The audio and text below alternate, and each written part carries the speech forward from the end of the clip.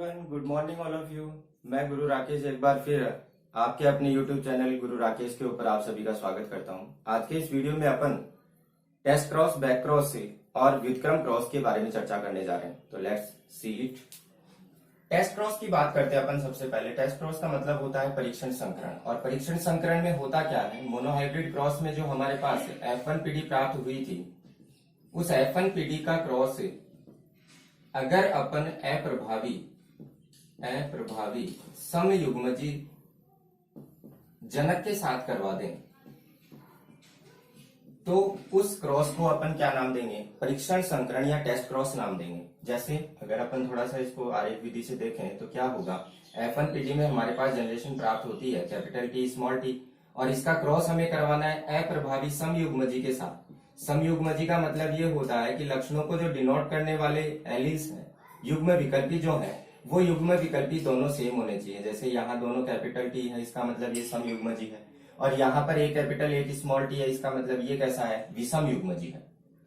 यहाँ पर अगर सबसे पहले अपन गैमेट बनाएंगे, ये गैमेट बन गए। गैमेट बनने के बाद इनके मध्य जब क्रॉस करवाया जाएगा तो आपके पास ये स्थिति आ जाएगी, स्मॉल टी और दोनों स्मॉल टी।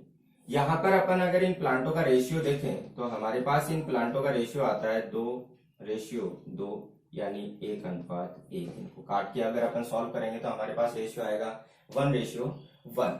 ये तो बात हुई टेस्ट क्रॉस की। यानी टेस्ट क्रॉस में आपको इतना याद रखना है कि टेस्ट क्रॉस में होता क्या है, F1 जनरेशन का क्रॉस करवाया जाता है। किसके साथ? F1 जनरेशन का क्रॉस करवाया जाता है अप्रभावी समयुग्मजी जनक के साथ। सेकेंड थिंग, यहां पर अपन बात करते हैं बैक क्रॉस की। बैक क्रॉस की जब बात करते हैं, इसका मतलब होता है संकर पूर्वज संकरण। संकर पूर्वज संकरण में होता क्या है, इसमें F1 जो जनरेशन है, F1 पीढ़ी जो है, उस F1 पीढ़ी का क्रॉस किसके साथ करवाया जाए? या तो आप प्रभावी के साथ करवा दो या फिर आप अप्रभावी के साथ करवा दो, यानी दोनों में से किसी के भी साथ करवा सकते हैं। करवा के देखते हैं अपन क्रॉस में क्या प्राप्त होता है। तो हमारे पास F1 पीढ़ी में ये संतति प्राप्त हुई थी। अगर प्रभावी के साथ करवाए तो दोनों कैपिटल लेने पड़ेंगे। ये तो हमारे पास पेरेंट्स हो गए। इसके बाद गैमेट बनने हैं, कैपिटल टी, फिर फर्टिलाइजेशन या क्रॉस की क्रिया होनी है, तो आपके पास जो संतति है वो इस प्रकार की प्राप्त हो जाएगी,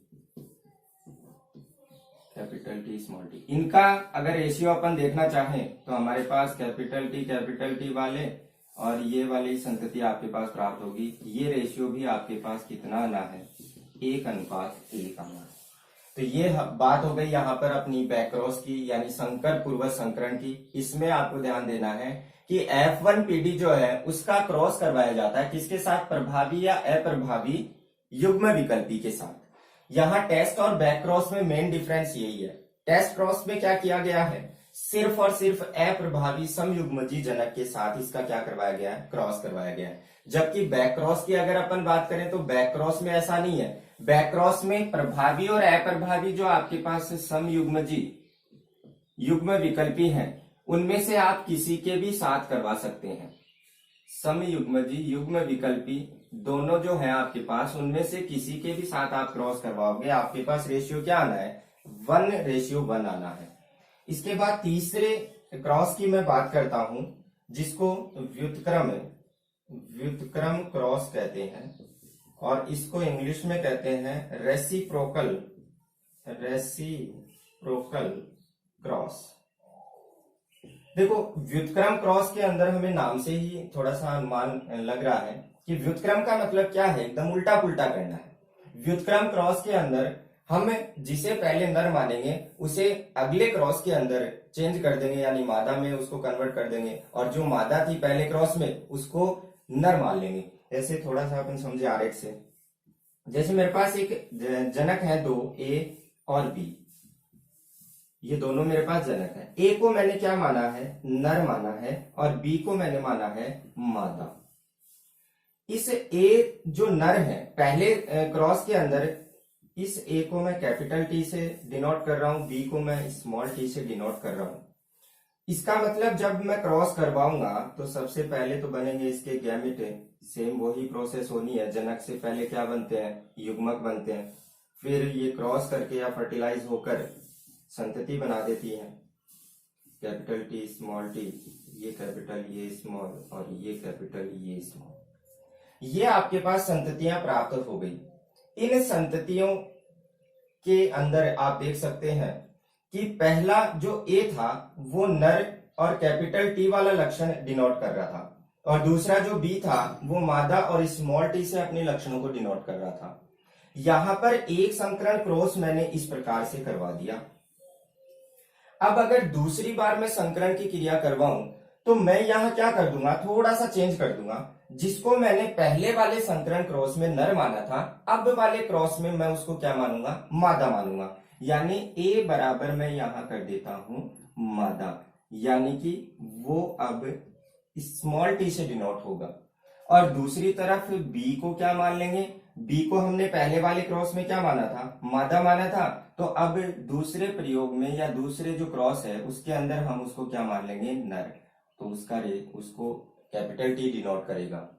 यहां फिर दोबारा वही क्रॉस की क्रिया करवाएं तो सबसे पहले हमारे पास जो गैमिट हैं वो बनने हैं, क्योंकि जनक से क्या बनते हैं, गैमिट बनते हैं, और फिर ये क्रॉस की क्रिया द्वारा संतति उत्पन्न कर देते हैं। संतति आपके पास कैसी प्राप्त होनी है, तो सारी की सारी संततियां आपके पास इस प्रकार की प्राप्त होनी है। ये आपके पास संततियां प्राप्त हो गई।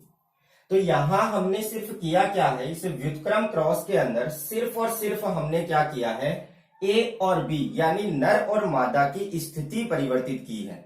इसलिए इस क्रॉस का नाम क्या है, व्युत्क्रम क्रॉस इसका नाम है, यानी रेसिप्रोकल जो क्रॉस है वो इसको कहा जाता है। तो ये हमने टेस्ट क्रॉस, बैक क्रॉस और व्युत्क्रम जो क्रॉस है इसके बारे में चर्चा की है। मोस्टली ये जो टेस्ट क्रॉस और बैक क्रॉस है, ये टेस्ट क्रॉस और बैक क्रॉस के बारे में एग्जाम्स में पूछा जाता है। या तो इनके रेशियो के ऊपर क्वेश्चन पूछ लिया जाता है, या फिर इनके बारे में ये पूछ लिया जाता है कि टेस्ट क्रॉस क्या है, बैक क्रॉस क्या है। तो मोस्टली जितनी भी कॉम्पिटिटिव एग्जाम है उन कॉम्पिटिटिव एग्जामों के अंदर या तो मेंडलिज्म में रेशियो से क्वेश्चन आता है, या फिर ये जो क्रॉस है अलग अलग प्रकार के कि इनमें होता क्या है उनके बारे में क्वेश्चन आता है। तो सो मेंशन इट। इसके बाद हमें ये जो मेंडलिज्म अपन ने पढ़ा है, इस मेंडलिज्म में कुछ छोटे छोटे शब्द आए हैं जिनकी डेफिनेशंस के बारे में अपन थोड़ी चर्चा करेंगे। तो उन डेफिनेशंस के बारे में अपन देखते हैं। ज्यादातर जो डेफिनेशंस है वो नाम से हमें पता चल जाएगी, यानी इस पूरे के पूरे जेनेटिक्स मेंडलिज्म के अंदर जो अपन ने देखा पढ़ा है, उस पूरे के पूरे जेनेटिक्स में कौन कौन से वर्ड काम आए, उन वर्डों का मीनिंग क्या होता है, उन वर्डों को अपन सिंपल सी वे में कैसे समझ सकते हैं। तो अपन इनके एक एक जो वर्ड है उनके बारे में चर्चा करते हैं। सबसे पहले तो अपन बात करते हैं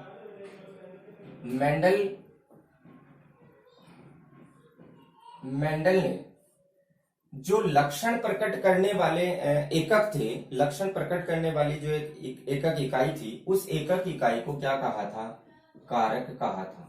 क्या कहा था, कारक, जिसको फैक्टर्स कहा गया था। उसको क्या नाम दिया गया, कारक नाम दिया गया था। यानी मेंडल ने सबसे पहले उन एकक इकाइयों को क्या नाम दिया है, कारक नाम दिया है। इसके बाद अपन बात करते हैं, फैक्टर की बात हो गई, जीन की बात करें।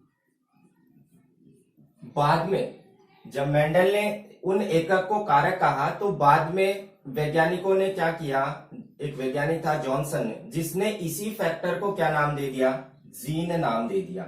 यानी लक्षणों को रिप्रेजेंट करने का काम किसका है, मेंडल ने तो कहा कि कारक का है, और बाद में अन्य वैज्ञानिकों ने उन्हीं कारकों को क्या मान लिया कि वो लक्षणों को रिप्रेजेंट करने का काम किसका है, जीन का है।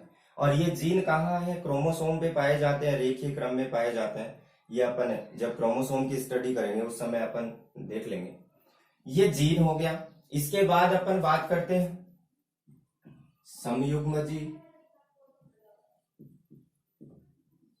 समयुग्मजीव का मतलब जैसे अभी अपन ने देखा कि अगर लक्षणों को निरूपित करने वाले जो एलील्स हैं वो दोनों के दोनों एलील्स समान हो, अगर ऐसे हो, या फिर दोनों स्मॉल हो, या फिर दोनों कैपिटल आर कैपिटल वाई या स्मॉल आर स्मॉल वाई।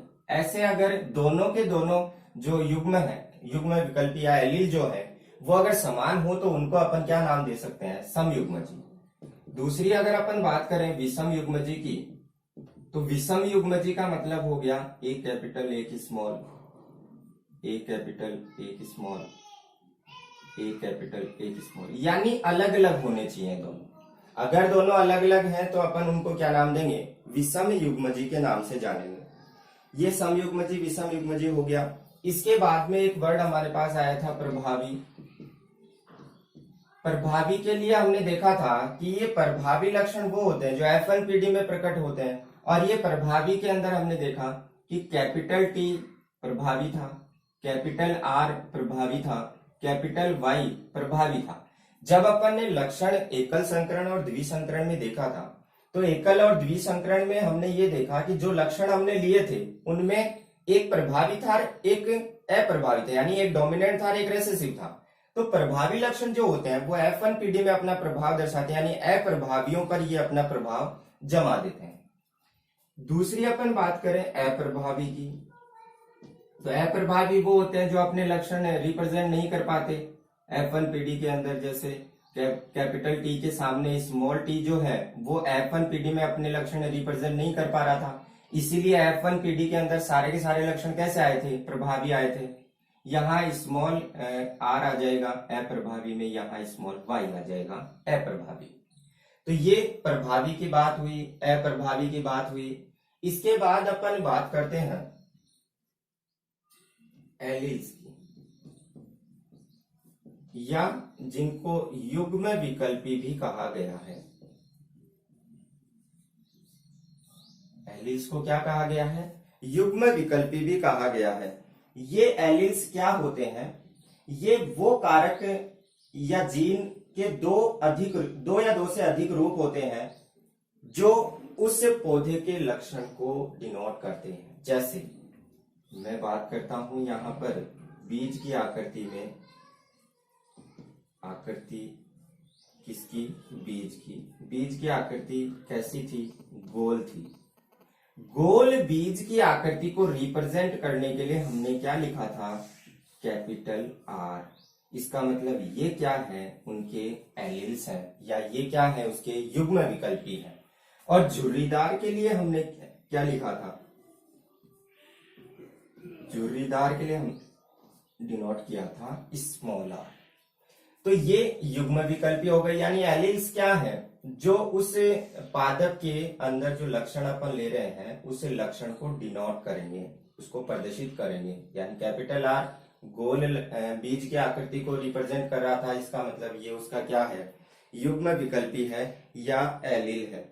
इसके बाद अपन बात करें लक्षण प्रारूप की, एक वर्ड अपने पास लक्षण अनुपात या फिनोटाइप भी आता है, लक्षण प्रारूप, और एक आता है अपने पास जीन प्रारूप। लक्षण प्रारूप यानी फिनोटाइप की जब अपन चर्चा करते हैं तो लक्षण अनुपात या फिनोटाइप के बारे में हमें पता है कि फिनोटाइप होता क्या है, कि ये पौधे की बाह्य प्रतीति होती है, यानी पादप के जो बाहरी लक्षण होते हैं उन बाहरी लक्षणों को ही क्या नाम दिया गया है, लक्षण अनुपात। यानी अपन उस पादप में बाहर से देख के ये बता सकते हैं कि पादप कैसा है, पादप कैसा है, लंबा है, बोना है, या फिर पादप का जो बीज है या उस पादप के अंदर जो पुष्प है उसका कलर कैसा है। ये सारी चीजें अगर अपन बाहर से देख के बताएं तो हम उसको क्या कह सकते हैं, हम उसको लक्षण प्रारूप या फिनोटाइप कह सकते हैं। ये क्या होती है, एक्सटर्नल अपीयरेंस होती है किसकी, उस प्लांट की। यानी लक्षण प्रारूप के लिए अपन एक वर्ड काम में ले, एक्सटर्नल अपीयरेंस।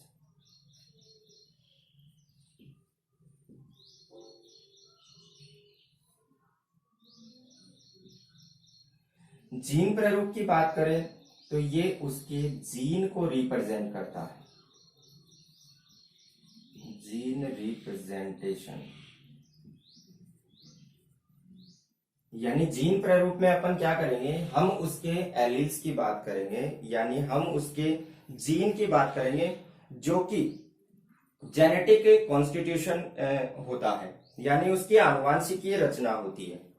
जेनेटिकली जो कॉन्स्टिट्यूशन है, यानी ये जीन प्रारूप क्या है, जेनेटिक कॉन्स्टिट्यूशन, यानी ये जीन प्रारूप उसकी आनुवांशिक अभिव्यक्ति है एक प्रकार की। इसके बाद अपन बात करते हैं F1PD की। F1PD की बात करें तो जो पेरेंट फर्स्ट होते हैं, यानी जो जनक होते हैं, उन जनकों के मध्य क्रॉस से जो पीढ़ी प्राप्त होती है वो पीढ़ी क्या होती है, F1PD होती है। F2PD की अगर बात की जाए तो F2PD में अपन कह सकते हैं कि F1PD की जो संतति होती है, F1PD की जो संतति है, उस संतति में सेल्फ क्रॉस से, किससे, सेल्फ क्रॉस से प्राप्त जो नेक्स्ट जनरेशन है, वो नेक्स्ट जनरेशन क्या कहलाएगी, F2PD कहलाएगी। तो इस प्रकार के कुछ वर्ड जो अपन ने मेंडलिज्म पढ़ा था, उस मेंडलिज्म के अंदर हमारे सामने बार बार आ रहे थे। तो इन वर्डों का मतलब क्या होता है, इनकी डेफिनेशंस किस प्रकार से हैं, तो वो चीजें हमने इस वीडियो में चर्चा की है। आई होप, उम्मीद करता हूं कि आपको ये वीडियो पसंद आई होगी और जेनेटिक्स की जो छोटे छोटे वर्ड हैं, उन वर्डों के बारे में आप समझ पाए होंगे। Best of luck. देखते रहिए आपका अपना यूट्यूब चैनल गुरु राकेश। थैंक्स।